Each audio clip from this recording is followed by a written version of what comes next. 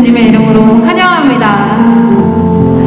새해에도 예배드리는 각 처소에서 주님을 향한 찬양이 멈추지 않고 기도의 향기가 끊기지 않아 하늘에 닿기를 소망합니다. 아멘. 같은 마음으로 예배드리시는 모든 분들 지금 자리에서 일어나셔서 온 마음 다해 온 힘 다해 우리 주님 찬양하시겠습니다.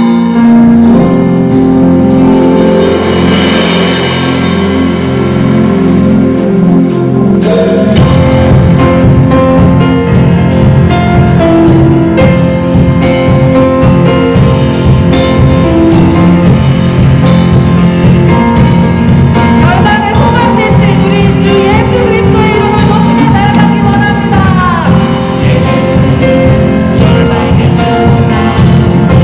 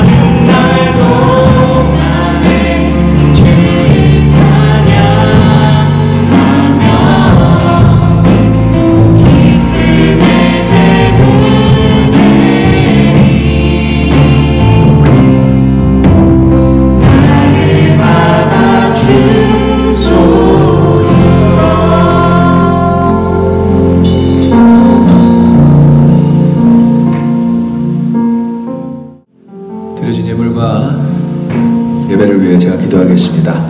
2021년을 시작하는 우리 마음 가운데 두려움과 의심이 아닌 기쁨과 확신으로 시작하게 하여 주심에 감사드립니다.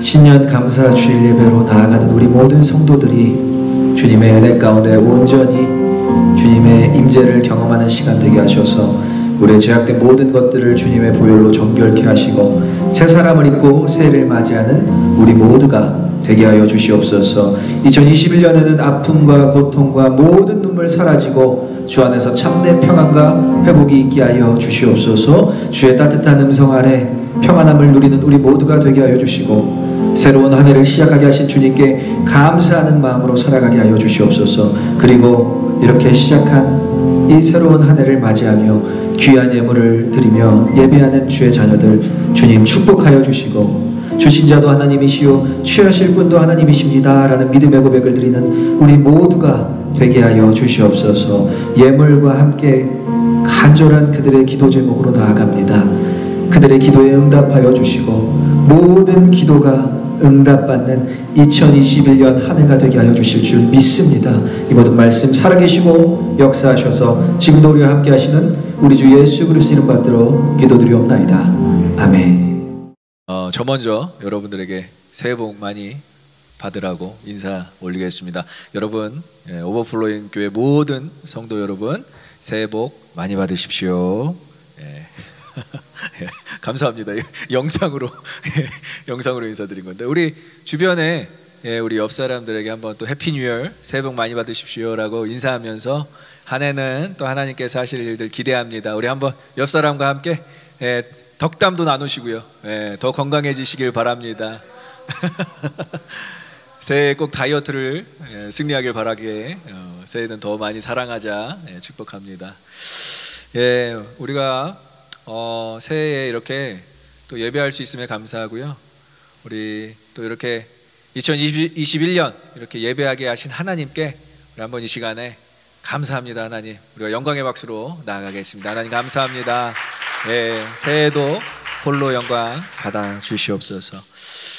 교회에서 특별히 제가 발송한 그 목회 서신이 있습니다. 그래서 여러분들에게 제가 기도하는 마음으로 그냥 말씀 카드를 조금 보내드렸습니다. 그거는 뭐 여러분들에게 주시는 그 개인의 말씀이라기보다는 제가 여러분들을 축복하는 마음으로 목회 서신을 여러분들의 주소로 보냈으니까 혹시 발송 받은 편지 다음 주 중에 못 받으신 분들이 계시면 교회 오피스에다가 사무실에 꼭 얘기를 해주셔서 제가 다시 발송을 해드리도록 할게요. 그리고 또 여러분들 이제 홈페이지에 보시면 홈페이지 노티스란에 공지사항이 있습니다. 그 공지사항을 클릭하시면 여러분들이 기도 제목 카드를 다운로드 받으실 수 있습니다. 그래서 여러분들 뭐 교회 오실 때마다 오셨을 때 그것을 사무실에다가 놔주셔도 좋고요. 아니면 여러분들이 사진을 찍어서 개별적으로 전화 우리 장주리 전사님한테 카톡으로 보내주시면 저희가 꼭 올 한 해 여러분들의 기도 제목 꼭 이룰 수 있도록 함께 같은 마음으로 기도하겠습니다. 작년에 여러분들 2020년에 기도 제목들 적어주신 내용을 봤는데 대부분의 모든 성도들의 기도 제목이 2020년에 다 이루어졌습니다. 어찌나 감사하든지 진짜 하나님께서 우리 멤버들 한 명 한 명 우리 성도들 한 명 한 명 너무 사랑하셔서 올해도 역시 어렵고 힘든 상황이지만 하나님께서 여러분들의 기도에 응답하실 줄 믿습니다. 우리 하나님 살아계시고 역사하신 하나님이시니까 우리 꼭 믿음으로 우리 기도 제목 카드 적어주셨으면 좋겠습니다.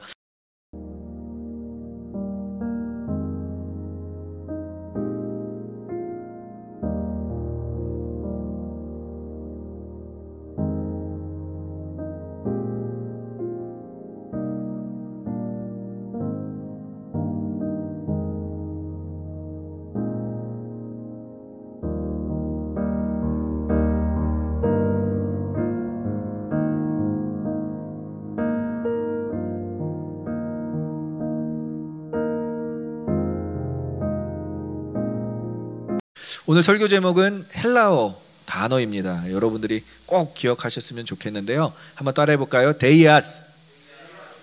조금 발음이 어려운데 피세오스. 연결해서 데이아스 피세오스라는 단어입니다. 이 단어는 신성한 성품이라는 헬라어, 그릭 단어입니다. 그래서 이 단어를 이제 여러분들에게 차근히 설명할 때 베드로가 어떠한 의도를 가지고 오늘 우리에게 이렇게 메시지를 전달하는지, 하나님의 말씀을 전달하는지 우리가 꼭 마음에 새기기를 소망하고 축복합니다. 우리 지난주에 베드로 전서 개론을 조금 알아봤죠. 베드로가 왜 성도들에게 편지를 쓰는지, 왜 그는 로마에서 소아시아 지역과 로마에 있는 교회 성도들에게 편지를 쓰는지 제가 여러분들에게 자세하게 설명을 드렸습니다. 이제 로마의 공권력으로부터 네로 황제가 로마 황제로 등극하면서 이제 AD 64년경에 로마에 큰 화재가 있었습니다. 근데 그 화재를 이제 네로 황제가 정치적으로 이용해서 그리스도인들의 소행이라고 간주하였고요. 많은 사람들에게 공표하자 이제 그리스도인들의 실질적인 박해가 시작되었다라는 것이죠. 그래서 베드로가 이 베드로 전서를 쓸 때는 이 로마 공권력에 의해 이제 핍박받는 교회와 성도들을 위해 격려와 위로의 내용을 담고 있었습니다. 그래서 지난주에 설교에 여러분들이 보시면 알겠지만 고난을 어떻게 지내야 할지에 대해서 4가지 정도로 베드로가 우리에게 격려와 위로를 주는 내용을 볼 수 있었고요. 오늘 2번째 편지인 이 베드로 후서에는 이제 여러분들의 믿음을 가지고 어떻게 주님의 오실 때까지 굳건하게 설 수 있는가라는 내용을 담고 있습니다. 그래서 베드로는 마치 자신의 죽음을 알고 있는 것처럼, 이제 4년 뒤에 이제 베드로가 죽거든요. AD 68년에 이제 로마의 공권력과 함께 십자가에 거꾸로 매달려 죽게 되는데, 이제 사도 바울은 마치 자기가 유서를 쓰는 것처럼 이 베드로 후서를 쓰고 있습니다. 근데 이 베드로 후서는 짧습니다. 그래서 딱 2가지만 우리에게 강력하게 권고하고 있는데, 첫 번째는 복음에 대한 지식을 가져라, 복음을 알아라 라는 것이고요. 2번째 내용은 주님의 성품을 닮아가라고 권면하고 있습니다. 이렇게 유서로서 남기는 이 글이 얼마나 파워풀한지 여러분들이 한번 베드로 후서를 오늘 1장부터 하면 3장까지 읽어보면 그 베드로 사도의 그 심정을 아마 느낄 수 있을 것입니다. 2020년 참 우리는 어려웠습니다. 그렇지만 동일하게 이 베드로 후서에 지금 이 내용을 쓰는 지금 이 현장도 보통의 상황이 아니라는 것이죠. 이미 로마가 장악한 그 나라에서 엄청난 그리스도인들의 핍박이 시작되었고요. 미디어, 언론 등의 난무한 그리스도인들을 핍박하는 그러한 글들이 올라와서 그리스도인들을 상소하기 시작했어요. 그러니까 이제는 더 이상 그리스도인들이 벗어날 수 있는, 빠져나올 수 있는 구멍이 없었다라는 것이죠. 그런데 이러한 미디어와 언론 그리고 거짓 교사들이 이때 당시에 또 얼마나 판쳤는지 몰라요. 마치 그리스도교를 변질시키는 그러한 집단도 생겼고요, 그러한 지도자도 생겼고요, 그러한 교사들도 생겼다라는 거예요. 이러한 시대적 혼란 가운데 흔들리지 말고, 특별히 미혹당하지 말고 그리스도를 더욱 아는 믿음에서 자라가라고 권면하고 있는 것이고요. 그리고 거룩한 행실, 오늘 소개될 신성한 성품에 참여해야만이 하나님의 심판의 날을 기쁨으로 맞이할 수 있다라고 베드로는 권면하고 있는 것입니다. 참 오늘 찬양하면서 제가 또 우리 전사님에게 참 감사한 게, 저희가 주중에 어떠한 말씀을 제가 전할지 나누지 않거든요. 전사님 너무 이렇게 또 묵상을 많이 하셔서 주님 오시는 그 날을 사모하는 마음으로 이렇게 찬양하는데, 우리 멤버들도 오늘도 다 또 안전 때문에 마스크 쓰면서 이렇게 찬양하는데, 근심의 옷을 벗고 라는 메시지가, 저는 이제 근심의 좀 마스크를 벗고 주님 예배하고 싶습니다. 우리가 영영은 아니겠지만 그래도 언젠간 마스크를 벗고 예배할 때 얼마나 감사할까. 참 근심의 옷을 벗을 때도 감사하지만 우리가 근심의 마스크를 좀 벗고 하나님 앞에서 자유롭게 예배할 수 있는 날을 기다리게 되었고 사모하게 되었습니다. 베드로는 그냥 사실 이 편지를 쓰지 않아요. 얼마나 사랑하는 마음이 있었냐면, 베드로 사도는 항상 우리에게 무언가 권면할 때, 무언가 명령적으로 이야기할 때, 무언가 강조할 때 항상 우리가 어떠한 존재인지를 먼저 깨닫게 합니다. 1절의 인사말을 보면 이렇게 나와 있습니다. 우리 1절 인사말을 보면 하나님과 예수 그리스도의 의를 힘입어 하나님과 예수 그리스도의 의를 힘입어 우리가 어떻게 됐죠? 구원받았다라는 거예요. 믿으십니까? 하나님과 예수 그리스도를 동일하게 여기고 있는 거예요. 이것은 베드로는 하나님과 예수 그리스도를 따로 생각하는 것이 아니라 하나님도 하나님이시고 예수 그리스도도 우리 하나님이신데 성부 하나님과 성자 하나님의 힘을 힘입어 우리가 구원받았다. 의를 통하여라는 이 디카이오시네라는 이 단어는 그리스의 구속 사역을 믿는 믿음을 통하여 그리스도인에게 주어지는 법정적 개념이에요. 그러니까 예수님은 그냥 여러분들을 구원하신 게 아니라 대가를 치르시고 여러분들을 사셨습니다. 대가를 치르시고 죽음이라는 대가를 치르시고 여러분들을 구원하셨다라는 거예요. 그래서 의롭게 되는 것은 오직 예수 그리스도의 대속의 은혜로 말미암아 그리스도의 의를 힘입어 우리가 구원받을 수 있다는 것을 이야기하고 있어요. 그러니까 우리는 보통 존재가 아니에요. 한번 옆 사람에게 인사해 볼까요? 당신은 보통 존재가 아닙니다. 당신은 보통 존재가 아닙니다. 보통 사람들이 아니에요. 이렇게 우리가 그냥 함부로 대할 수 있는 사람들이 아니에요. 거룩한 사람들이에요. 하나님께서 택하시고 예수 그리스도께서 피값으로 사신 분들이 바로 여러분들이라는 거예요. 그러니까 두 번째는 뭐라고 표현하고 있냐면 동일하게 보배로운 믿음을 받은 자들이라는 거예요. 동일하게 보배로운. 사도 베드로가 이렇게까지 강조하는 것은 마치 사도 베드로는 더 뭔가 뛰어난 믿음을 갖고 있다라고 생각할 수 있었어요. 많은 성도들이 그냥 그리스도인들이 우리 사도 베드로는 조금 더 신앙이 높을 거야 라고 생각했지만 아니라는 거예요. 너희 다 동일한 믿음이다. 나와 같은 동일한 믿음이다. 믿음의 소유자다라고 이야기하고 있습니다. 여기서 이 중점적으로 다루고 있는 표현이 동일하게 받았다라는 거예요. 믿음은 모든 사람들이 다 동일하게 받은 하나님의 선물인 줄 믿습니다. 그래서 노력에 의해 얻어진 게 아니라는 거예요. 이것은 우리가 믿음을 우리의 노력으로 얻어지려고 했다면 그 누구도 믿음을 소유할 수 없습니다. 하나님께서 할당해 주심으로, 하나님께서 한 사람 한 사람에게 주심으로 하나님의 믿음이 우리 안에 소유되었다라는 것을 강조하고 있어요. 이것을 사도행전 17장 31절에서 이렇게 이야기하고 있습니다. 한번 같이 읽어보겠습니다. 이는 정하신 사람으로 하여금 천하를 공의로 심판한 날을 작정하시고 이에 그를 죽은 자 가운데서 다시 살리신 것으로 모든 사람에게 믿을 만한 증거를 주셨음이니라 하니라. 믿으십니까? 믿음은 하나님의 선물이라는 거예요. 믿음에 이르는 것은 하나님의 은혜로우신 미리 결정하신 predestinate 그것 때문에 우리가 믿음을 가질 수 있다라는 것입니다. 어떠한 존재라고요? 주님께서 대속의 은혜를 사셔서 우리는 보배로운 믿음을 가진 자들이 되었다라고 이야기하고 있는 것입니다.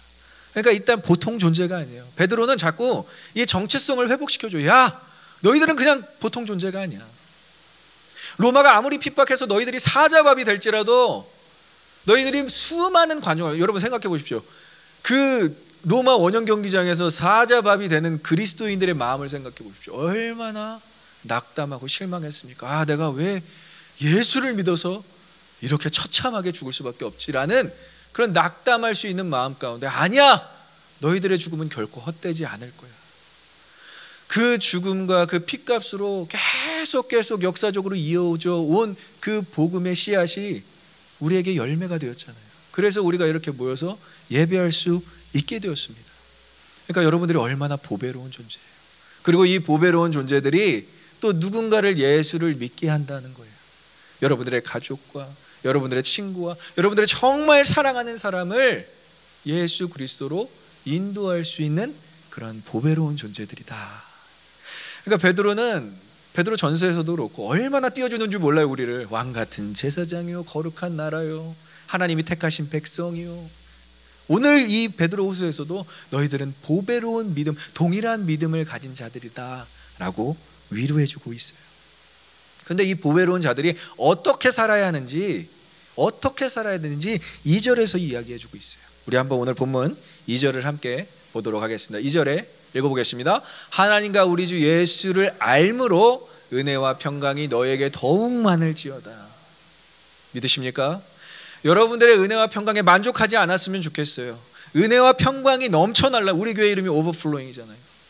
은혜와 평강이 넘쳐나기를 소망합니다.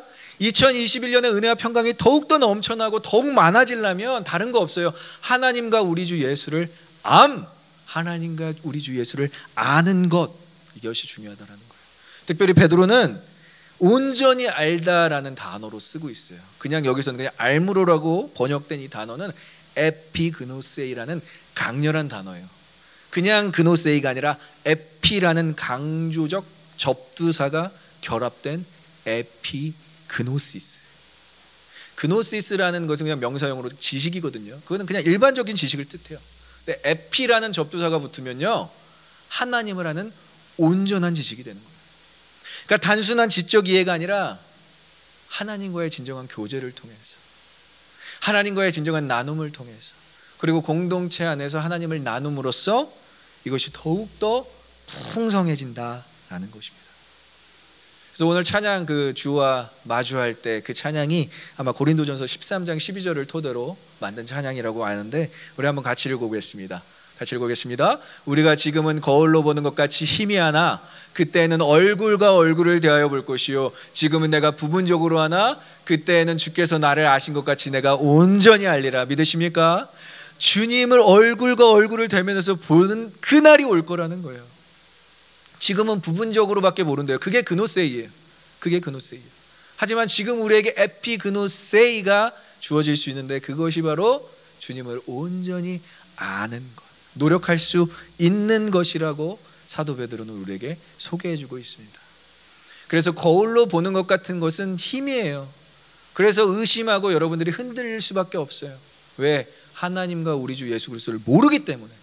근데 하나님과 우리 주 예수 그리스도를 알면 알수록 이제 얼굴과 얼굴을 맞대어 보는 것 같은 그러한 놀라운 축복이 임하게 될 줄 믿습니다. 그래서 우리가 이것을 사모해야 돼요. 하나님과 우리 주 예수 그리스도를 더 알아야 되는구나. 그럼 이 아는 것은 어떠한 것이냐? 3절에 또 자세하게 소개되어 주고 있습니다. 지난주에 얘기했듯이 이 베드로전서는 똑똑한 사람, 실라라는 사람이 대서특필해 줬어요. 그래서 이 헬라어 문체를 보면 너무 아름답습니다. 거의 그 놀라운 지경까지 올라올 정도로 너무 아름다운 표현들이 많아요. 3절에 이제 이 아는 것은 어떠한 것인지 우리에게 소개되어 주고 있는데요. 3절을 우리 한번 같이 보도록 하겠습니다. 그의 신기한 능력으로 생명과 경건에 속한 모든 것을 우리에게 주셨으니 이는 자기의 영광과 덕으로서 우리를 부르신 이를 알므로 말미암음이라. 뭐가 처음에 등장하죠? 신기한 능력이에요. 신기한 능력. 신기한 능력으로 여러분들을 구원받았다라는 거예요. 아무리 생각해도 나는 구원받을 수가 없는데, 그런 분들 계실 거예요.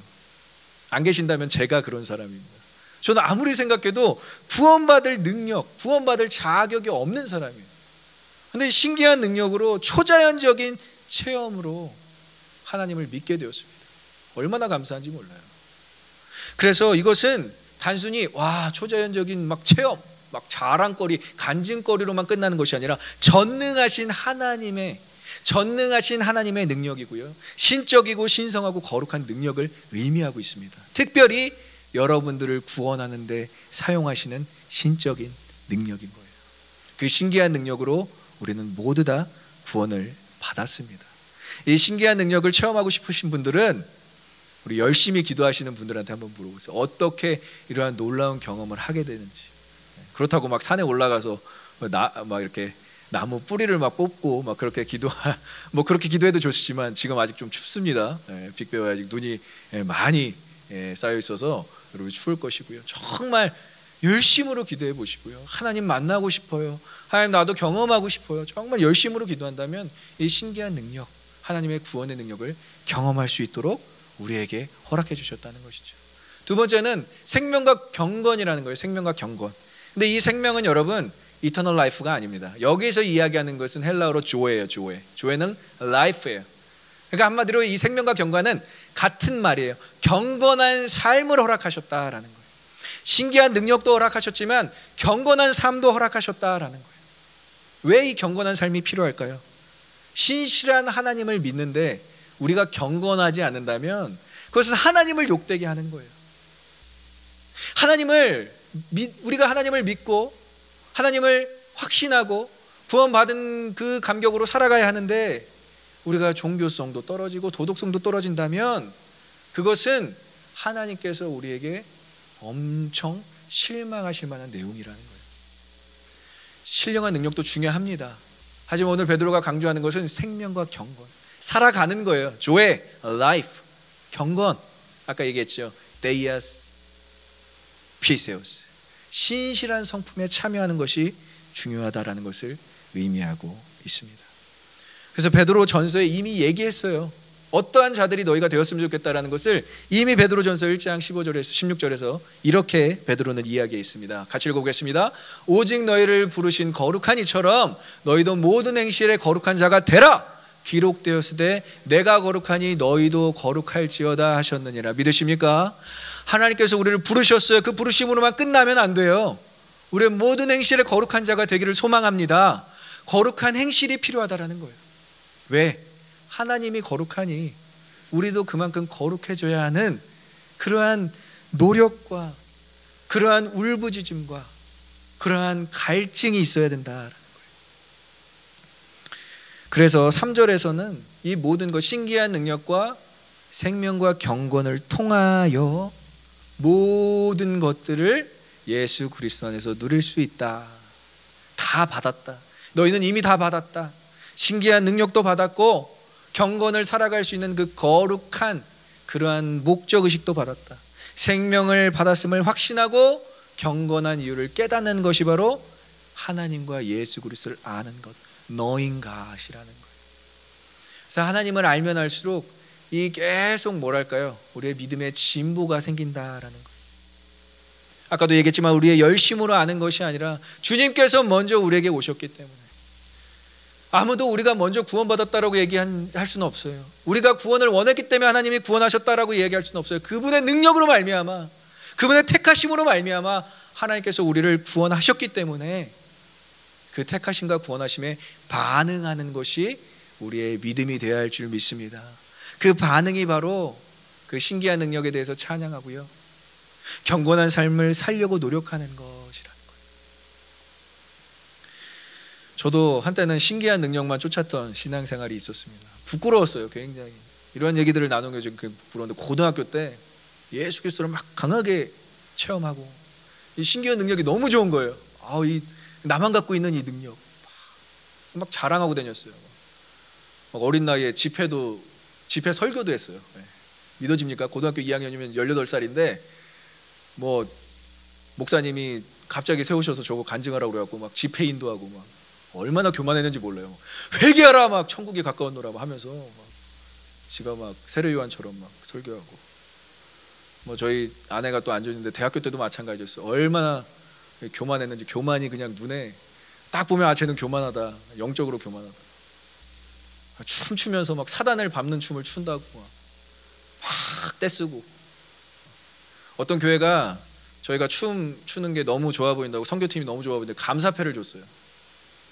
감사패를 받을 일입니까? 사실 하나님을 섬기고 교회를 섬기고 하나님 나라 확장하는데, 근데 감사패 받을 때 못이 딱 꺾어대줘 갖고 이 팀에 있는 모든 안무를 제가 짰습니다 하면서, 제가 안무 팀장입니다, 굳이 안 해도 되는 말을.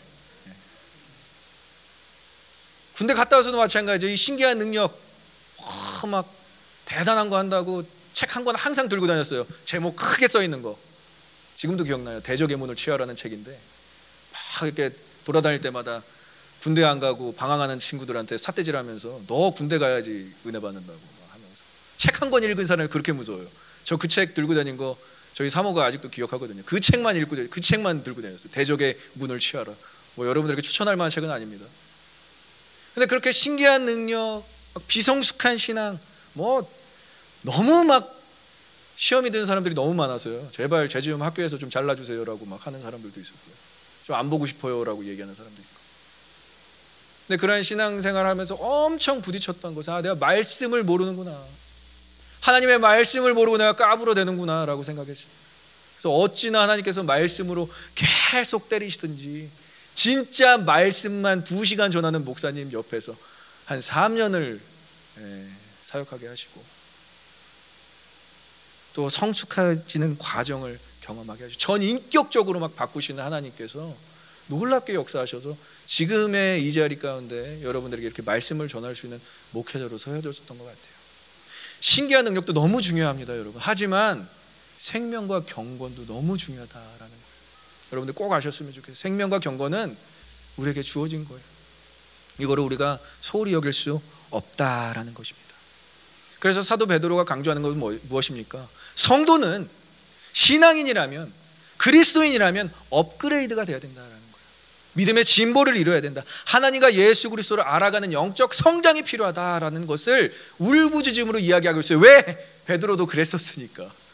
베드로도 이랬다니까요. 막 예수님한테 막 수제자로 막 무리를 갑자기 걸으려고 그러고, 그러면서 막 예수님 부인하고 저주하면서 부인하고, 그러한 사람이 진짜로 가슴속 깊은 곳까지 토하는 말이 무엇입니까? 신앙인들이여, 믿는 자들이여, 제발 영적 성장을 이루십시오. 때가 악합니다 라고 이야기하는 것입니다. 베드로가 이렇게 신앙의 진보를 강조하는 것은 그만큼 마지막 시대가 도래했다는 거예요. 이제는 그리스도인들이 다 죽을 수도 있습니다. AD 64년 우리는 피할 수 없는 시대에 왔습니다. 그래서 재림신앙을 강조하는 베드로 전후서는 우리에게 성경을 굳게 붙들라고 이야기하고 있어요. 마치 이래요. 베드로 전후서가 묘사하는 그림은 우리가 성경을 꼭 붙잡고 하늘을 바라보며 주님의 재림을 기다리는 모습을 묘사해주고 있습니다. 로마의 공권력, 거짓 미디어, 언론의 장악으로 인해서 핍박과 환란이 온 그 모든 환경을 초월할 수 있는 것은 오직 하나님의 말씀인 줄 믿습니다. 그 말씀 안에 우리는 살아가는 거예요. 그 말씀 안에 우리는 경건해지고 있는 거예요. 그래서 오늘 4절 말씀이 너무 중요해요. 4절 말씀에 데이아스 피세오스라는 단어가 딱 우리에게 소개되어지고 있습니다. 한번 같이 읽어보겠습니다. 그 보배롭고 지극히 큰 약속을 우리에게 주사 이 약속으로 말미암아 너희가 정욕 때문에 세상에서 썩어질 것을 피하여 신성한 성품에 참여하는 자가 되게 하려 하셨습니다. 자, 이제 이 신성한 성품에 참여하기 위해서 우리에게는 믿음의 진보를 이루어야 되고요. 그리고 이 믿음의 진보가 우리에게 어떠한 결과, 영적인 결과를 보여주는지에 대해서 함께 살펴보도록 할게요. 우리 한번 따라해 볼까요? 첫째, 재림의 약속을 붙잡자.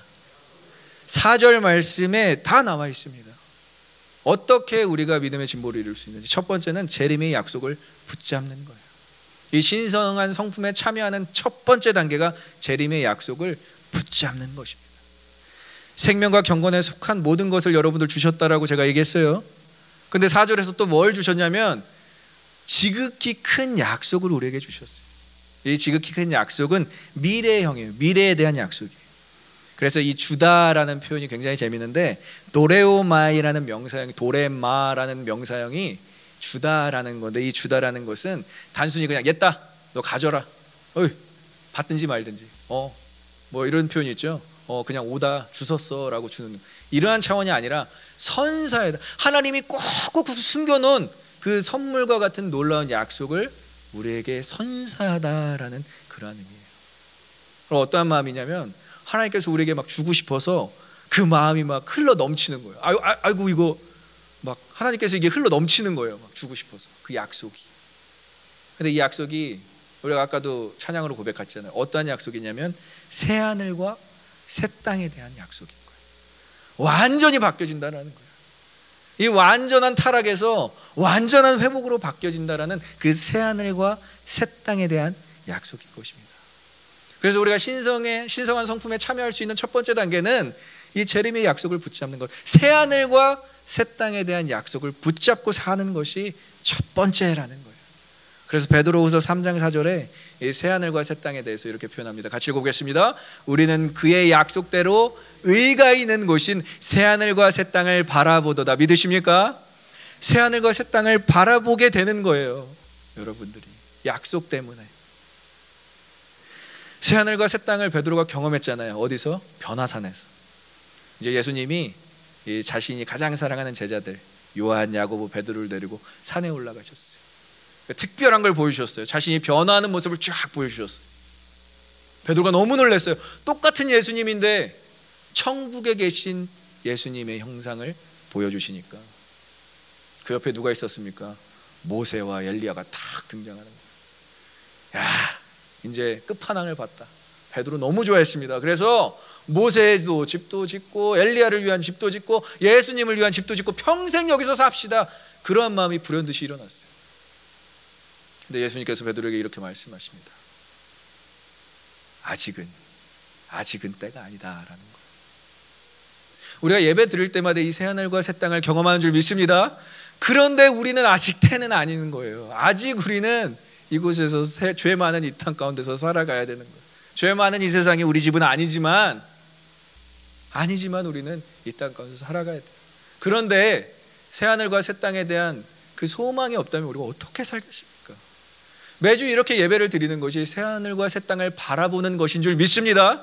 그래서 여러분들이 예배할 때마다 이 새하늘과 새 땅을 경험해야 된다라는 거예요. 찬양하면서 주님 오시옵소서, 구름 타시고 나팔 불 때에 다시 오시리, 이렇게 고백하는 것이 우리가 그 약속을 붙잡고 살아가는 것입니다. 두 번째 한번 따라해 볼까요? 두 번째는 뭐가 있을까요? 정욕과, 따라해 볼까요? 정욕과 썩어질 것을 피하자. 정욕이라는 단어가 중요한데, 정욕은 에피디미라라는 말이 쓰였어요. 에피디미아. 에피라는 똑같은 접두사가 붙었는데요, 하나님을 떠난 인간이 존재하면서 이 땅 가운데서 그냥 존재하면서 존재론적 가치를 두고 본인의 열심으로 살아가는, 육체적 욕심을 추구하고 있고요. 가장 중요한 건 자기 중심적인 삶을 산다는 거예요.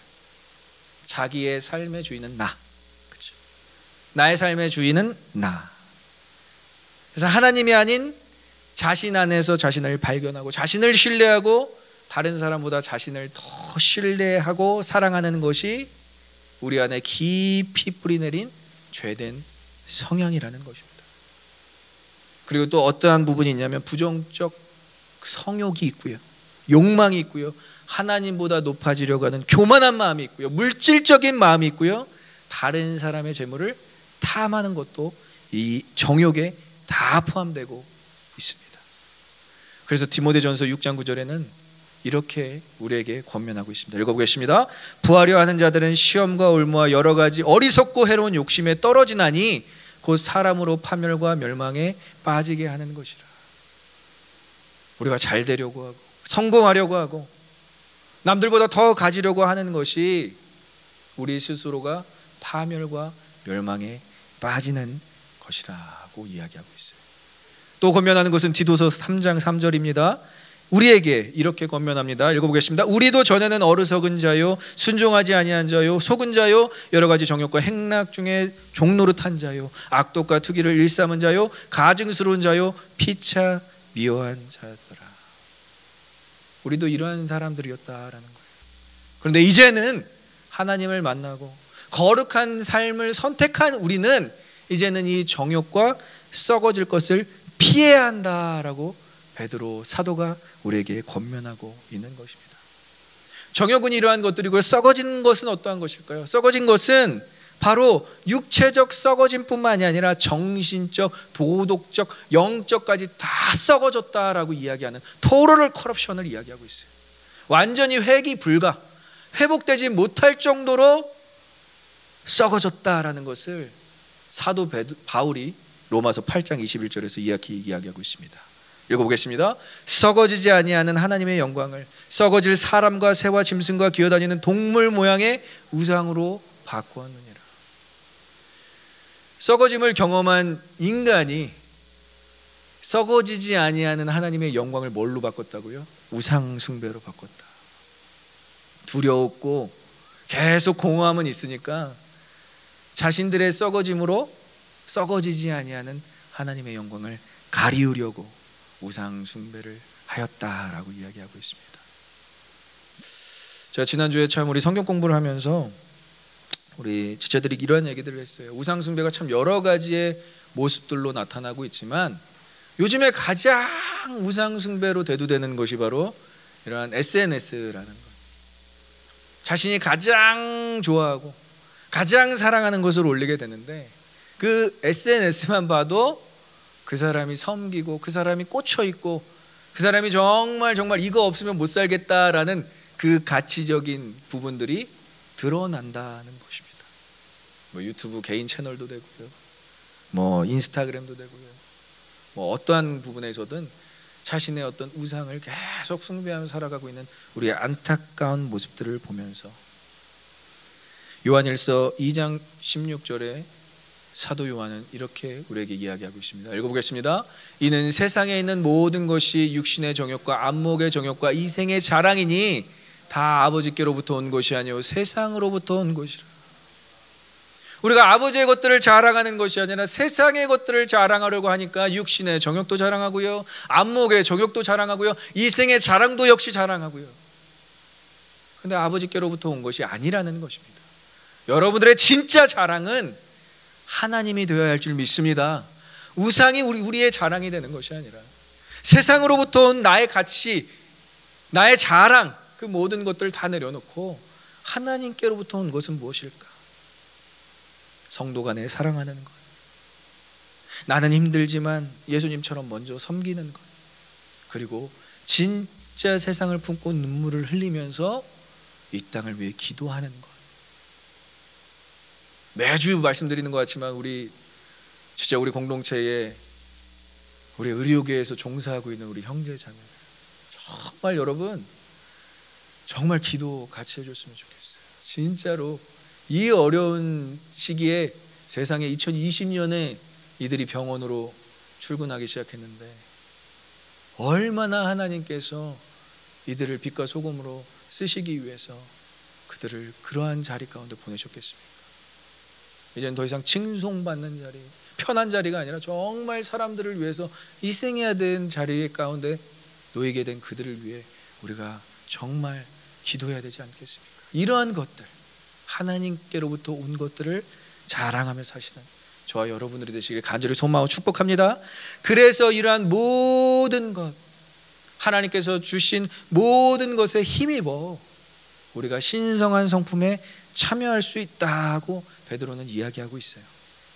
신성한 성품, 주의 약속을 지니고 썩어질 것을 피하고, 그러면 어떠한 상태인지 아십니까?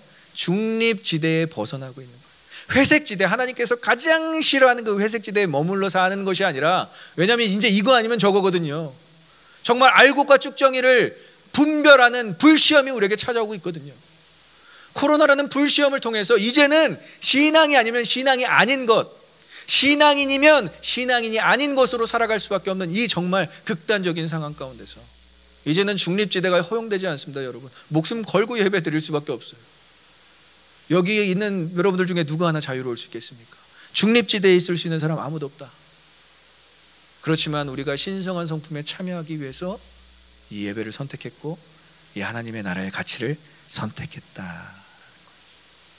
저는 너무 감사한 것은 제가 아까 제 얘기를 짧게나마 전달했지만 여러분들은 이미 그 성품이 있어요. 믿으십니까? 여러분들은 이미 그 신성한 성품이 있는 줄 믿습니다. 하나님께서 그렇게 만들고 가 계세요. 조금 여러분들이 더딜지 몰라요. 조금 여러분들이 부족하게 느껴질지 모르지만 하나님은 이미 여러분들을 만들고 계세요. 여러분들을 가만 냅두지 않으세요. 미안한 얘기지만 여러분들을 거룩한 성품으로 초대하고 계십니다. 왜? 그것이 하나님의 영원한 나라에 이끌어가는 방식이기 때문에 그래요. 하나님은 이미 여러분들을 택하셨고요, 이미 여러분들을 만들어가 계시는데, 이 피세오스라는 이 성품이라는 단어는 본질, 본형, 여러분들이 창조된 그 모습 그대로라는 거예요. 그러니까 하나님께서는 여러분들을 그렇게 변화시킬 수밖에 없다는 것입니다. 로마서를 쓴 사도 바울도 계속 이것을 이야기해주고 있어요. 우리의 원래는 본질상 진노의 자녀였으나 하나님께서 택하셔서 우리를 구원에 이르게 하셨고 그 놀라운 은혜 가운데 우리를 살게 하셨다라는 것입니다. 저는 여러분들을 믿지 않습니다. 하지만 여러분들을 만드신 하나님을 믿습니다. 그래서 여러분들에게 기대하는 마음이 있어요. 여러분들도 저한테 그러한 마음을 품었으면 좋겠어요. 목사를 믿지 마세요. 목사를 믿지 말고 목사의 안에 거하시고 역사하시는 하나님을 믿으셔요. 우리는 하나님의 자녀들인 줄 믿습니다. 하나님의 자녀라면 어떠한 본질이 있다고요? 하나님을 닮아가려고 하는 속성이 있다라는 거예요. 하나님을 닮아가려고 하는 속성. 그래서 요한복음 1장 13절에 우리가 하나님의 자녀라는, 하나님께로부터 난 자들이라는 것을 이렇게 이야기하고 있습니다. 읽어보겠습니다. 이는 혈통으로나 육정으로나 사람의 뜻으로 나지 아니하고 오직 하나님께로부터 난 자들이냐. 믿으십니까? 하나님께로부터 난 자들은 하나님을 닮아가려고 노력할 수밖에 없다라는 거예요. 아버지와 아들, 아버지와 딸. 근데 여러분, 베드로 사도가 강조하는 것은 무엇입니까? 마지막 때에 이왕 닮아갈 거면, 이왕 신성한 성품에 참여해서 온전함을 이루려고 노력한다면 적극적으로 닮아가야 되지 않겠습니까? 라고 이야기하는 거예요. 그러한 마음으로 유서를 쓰고 있는 거예요. 성도들아, 믿는 자들아, 이왕 하나님을 닮아가려면, 이왕 예수 그리스도를 닮아가려면 지금부터라도 from now on 여러분들이 적극적으로 닮아가야 되지 않겠습니까? 제가 어렸을 때 가장 스트레스 받았던 부분이 아버지랑 안 닮았다라는 이야기. 왜 스트레스를 받았냐면, 어렸을 때부터 저는 목사가 되기로 결심을 했거든요. 근데 목사님이신 저희 아버지를 안 닮았다는 게 굉장히 스트레스를 받았어요. 그렇다고 엄마를 닮은 것도 아닙니다. 어머니를 닮은 것도 아닙니다. 근데 아버지를 닮아가려고 어렸을 때부터 너무 많이 노력을 했어요. 목소리도 그렇고, 아버지가 키가 좀 작으신데 키도 좀 한번 낮춰보려고 노력하고, 그리고 뭔가 이렇게 품이 있으려고도 막 노력하고. 근데 안 되는 거예요. 안 되는 거예요. 왜 안 되느냐? 아버지를 사랑하지를 않았어요. 아버지를 닮아가려고 노력을 하는데 아버지를 사랑하지를 않으니까 닮아갈 수가 없는 거예요. 그냥 아버지처럼 되고 싶어서, 아버지와 비슷하다라는 소리를 듣고 싶어서 닮아가려고 막 노력은 하는데 아버지를 사랑을 안 하니까 계속 어긋나는 거예요. 근데 군대에 전역하고 아버지가 시작하셨던 그런 사역들을 개척교회에서부터 시작하니까, 어렸을 때 그렇게 아버지가 밉고 놀아주지도 않아서 억울하고, 다른 친구들은 야구장 가서 야구장 막 야구 구경도 하고 막 야구 저지 입고 나한테 자랑하고 막 이러는데 그런 추억 하나도 없고, 놀이동산도 안 가고, 막 그런 마음들이 다 사그라들면서, 아, 아버지도 나처럼 바쁘셨구나, 힘드셨구나, 사역하시느라고 정신이 없으셨구나, 매일매일 말씀 묵상하시느라고 나랑 대화도 못 나누셨구나, 그러면서 아버지를 이해하고 사랑하게 되니까 그냥 자연스럽게 닮아가게 되더라고요. 이제는 아버지 교회 성도들이 그런 얘기를 하더라고요. 아버지보다 더 목사 같으시다고. 저는 성공한 아들입니다. 하나님께 감사하죠. 근데 여러분, 하나님을 닮아가시길 소망하십니까? 하나님을 닮아가시길 원하십니까? 하나님을 먼저 사랑하시길 소망합니다. 하나님을 사랑하세요. 하나님께 상처받았다고 생각하시면 그 상처를 씻겨내기 위해서라도 더욱더 하나님을 이해하도록 노력하시고요. 성경을 보면서 나를 얼마나 사랑하시는지, 제가 제일 좋아하는 찬양, 날 사랑하심, 날 사랑하심, 날 사랑하심, 다른 데 써있지 않고 성경에 써있네. It is written by the Bible. 그것을 증명하고 있잖아요. 하나님의 사랑을 증명하는 곳 성경. 성경을 계속 묵상하시면서 하나님을 사랑하시고요, 하나님을 닮아가시고요, 신성한 성품에 이르시는 저와 여러분들 되시길 간절히 소망하고 축복합니다. 놀라운 것은 삼위일체 하나님께서 구원도 하셨지만 이제 삼위일체 하나님께서 여러분들을 신성한 성품으로 만들어 가실 거예요. 전 이게 너무나 기대가 돼요. 같이 달려봅시다. 제가 새해여서 같이 조깅하자니까 제 눈을 다 피하더라고요. 같이 달려요. 영적으로 달립시다. 정말 이제는 거룩한 성품에 참여하는 자들로, partakers of divine natures, 정말 우리가 이 신성한 성품에 참여하는 자들, 그냥 낀 사람들이 아니라 정말 적극적으로 참여한 자들, 달리기를 원하는 자들, 믿음의 진보를 원하는 자들, 성장하기를 원하는 자들로 살아내시는 저와 여러분들의 시길 간절히 소망하고 축복합니다.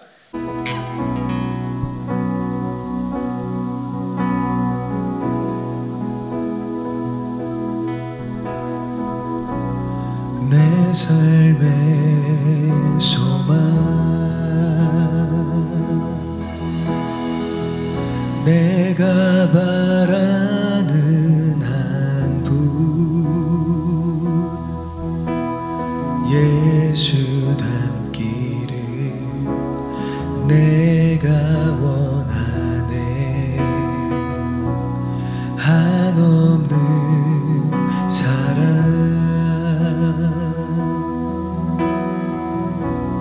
풍성한 긍휼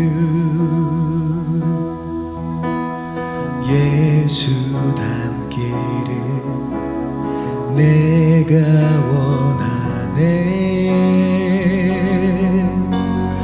예수 닮기를 예수 보기를 예수만 높이길 내가 원하네 내 평생 소원 예수 닮기를 예수만 닮기를 내가 원하네. 우리 그 자리에서 다 같이 일어나셔서 함께 고백합니다. 온유하시고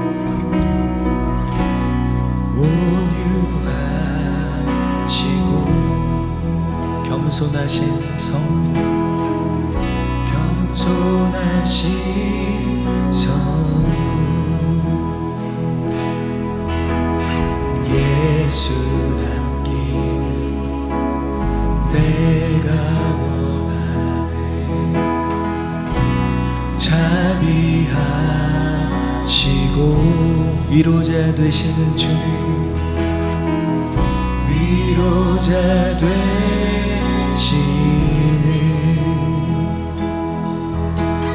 예수 닮기를 내가 원하네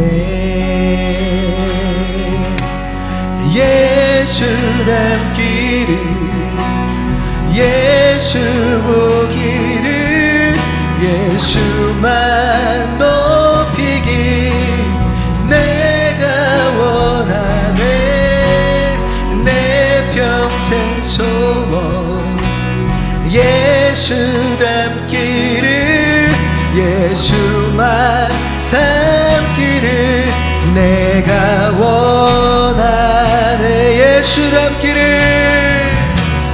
예수 닮기를 예수 보기를 예수만 높이길 내가 원하네 내 평생 소원 예수 닮기를 예수만 닮기를 내가 원하 함께 고백합니다. 완전하신 예수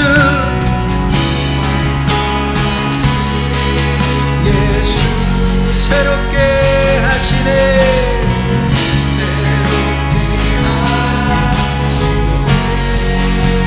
연약하네요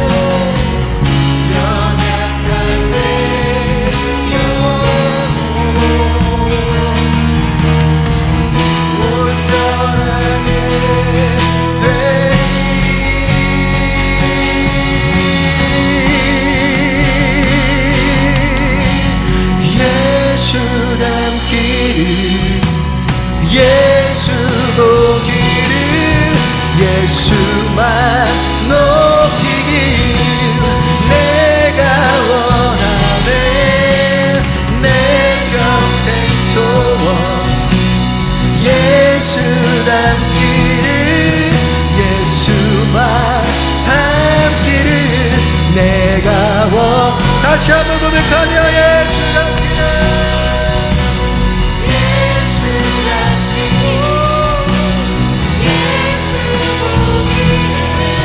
예수만 높이길 내가 원하네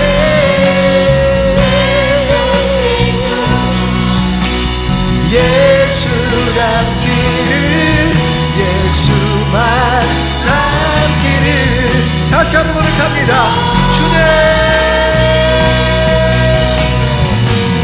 예수 닮기를 예수 보기를 예수만 높이길 내가 원하네 내 평생 소원 예수 닮기를 예수만 닮기를 내가 원하네 예수 닮기를 예수 보기를 예수만 높이길 내가 원하네 내 평생 소원 예수 닮기를 예수만 닮기를 내가 원하네.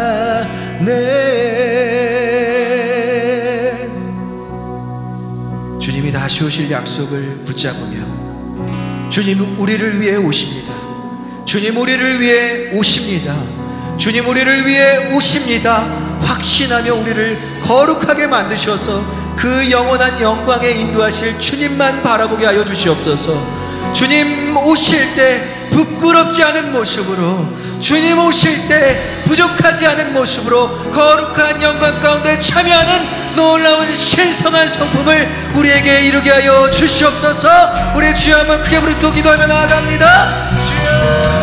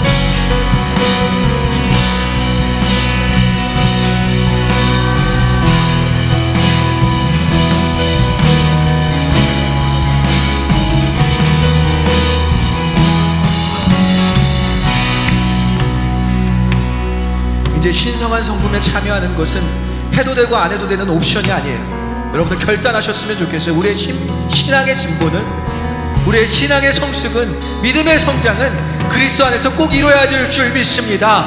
이 시대가 그것을 요구하고 있어요. 니네가 진정 크리스천이냐 아니냐 라고 우리에게 접근하고 우리에게 물어볼 때 나는 크리스천이다, 나는 주님의 재림을 기다리는 크리스천으로 살겠다, 거룩한 성품을 이루며 살겠다 결단하시는 저 여러분들의 되시길 간절히 소망하고 축복합니다.